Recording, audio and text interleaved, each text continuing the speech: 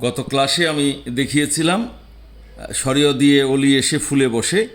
আজকে আমি আপনাদেরকে একটু দেখাবো যে সরিয় দিয়ে আর কি করা যেতে পারে।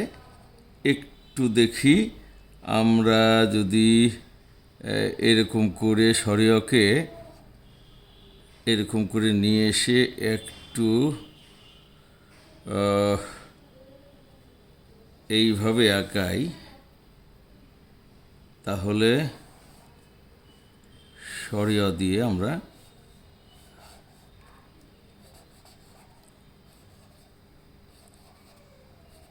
এইভাবে আমরা একটি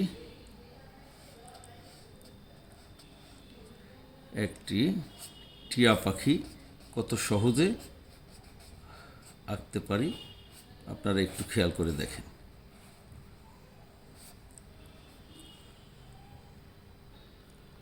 এই টিয়া পাখিটা আঁকার পরে আমরা একটা কাজ করতে পারি, সেটা হচ্ছে খুব সহজে যদি আমরা এই টিয়া পাখিটাকে একটু রং করি, খুব সহজভাবে আমরা এইটাকে সরিয় বানাতে পারবো, টিয়া পাখি বানাতে পারবো।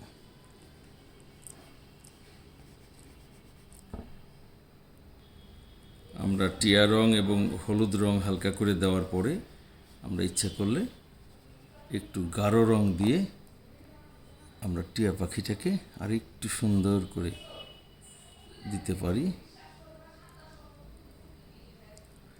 এইভাবে আমরা খুব সহজেই একটি টিয়া পাখি আঁকতে পারবো।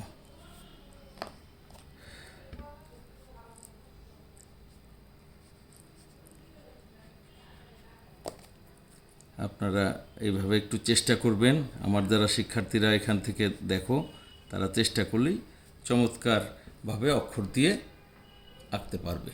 ধন্যবাদ।